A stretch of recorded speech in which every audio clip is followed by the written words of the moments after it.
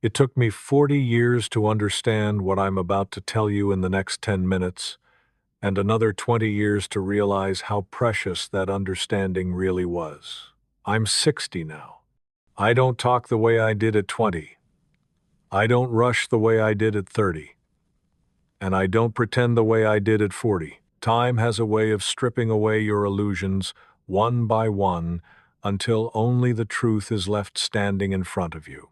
So listen to me carefully, not because I'm wiser than you, but because I've already paid for these lessons with years I can't get back. For most of my life, I believed happiness lived in the future. One more achievement, one more promotion, one more zero in the bank, one more milestone. I chased one day like it was oxygen. And every time I reached a goal, the satisfaction slipped through my fingers quicker than sand. I'd blink, and there I was again, restless, unsatisfied, already chasing the next thing. It took me decades to understand that if your peace depends on what comes next, you will never feel peace in what you have now. The finish line always moves. Always. I also spent far too many years trying to impress people whose opinions don't even cross my mind today. I bent my back to carry expectations that were never mine. I agreed when I wanted to refuse.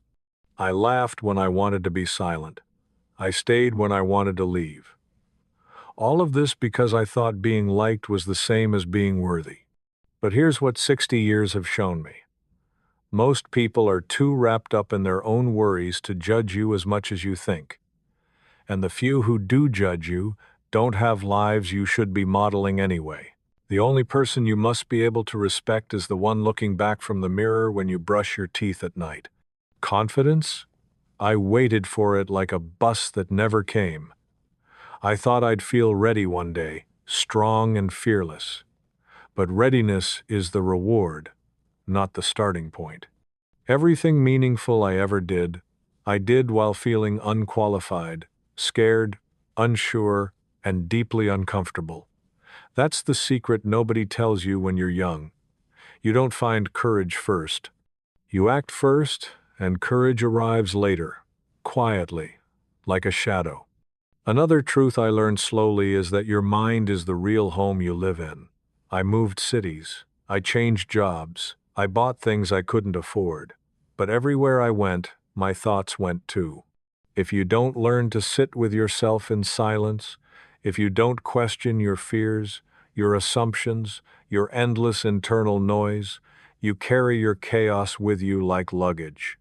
Peace is an inside renovation, not an external relocation. And let me tell you something about health. When you're young, you think energy is infinite.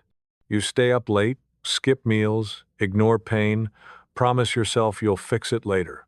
But at 60, you begin to realize how fragile the body really is.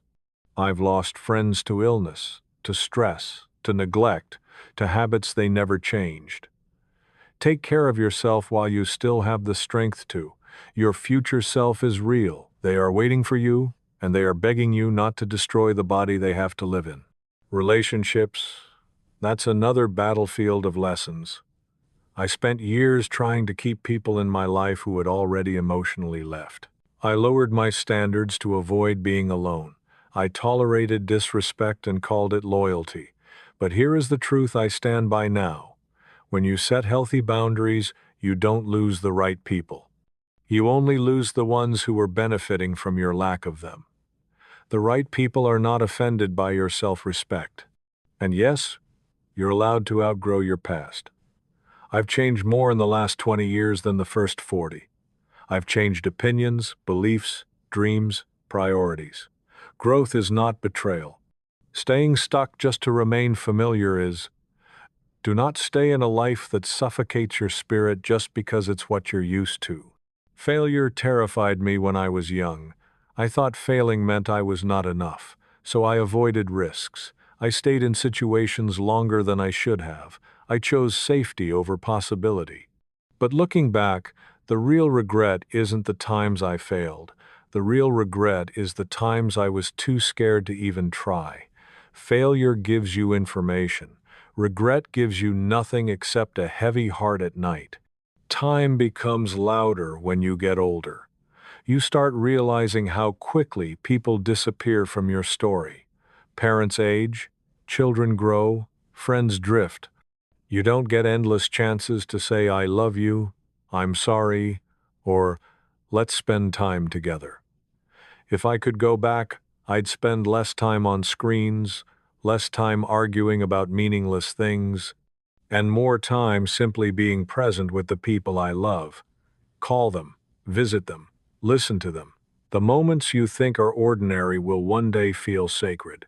I also learned that happiness isn't an event.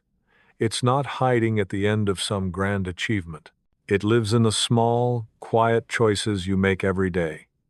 What you focus on, what you appreciate, the way you speak to yourself. If you cannot be grateful for a cup of tea and a peaceful morning, no luxury will ever satisfy you. Abundance begins in the mind. Wealth without inner peace is just a noisy prison. Discipline was another misunderstood teacher in my life. When I was younger, I thought discipline was punishment. Now I see it as self-respect. When you keep your promises to yourself, waking when you said you would, doing what you said you'd do, you begin to trust yourself. And that quiet self-trust is worth more than anything money can buy. And please, listen to this carefully. You don't need permission to live the life that feels true to you. When I was younger, I let fear disguised as advice talk me out of dreams. People don't always discourage you because they're right. They discourage you because they're afraid. But they don't wake up in your body. They don't live with your regrets. Only you do. So make choices that let you sleep peacefully at night. If there is one final truth these 60 years have carved into me, it's this. Life is happening now. Not later. Not after you fix everything. Not after you finally become successful. Right now, in this breath, in this moment, this is your life. Be where your feet are. Taste your food. Look at the sky. Listen when someone speaks instead of waiting to reply. Feel your existence fully before it runs through your fingers. So hear this from a man who has lived long enough to know what matters and what absolutely doesn't. Stop rushing. Stop postponing the conversations, the dreams, the apologies, the kindness, the joy. Stop abandoning yourself just to belong to others. Start paying attention. Start honoring your boundaries. Start acting before you feel ready. And at the end of these 10 minutes, don't just nod and scroll away. Sit with yourself for one honest moment and ask, what truth have I been avoiding? That answer is the doorway. And trust me, whatever time you have left, you deserve to walk through it.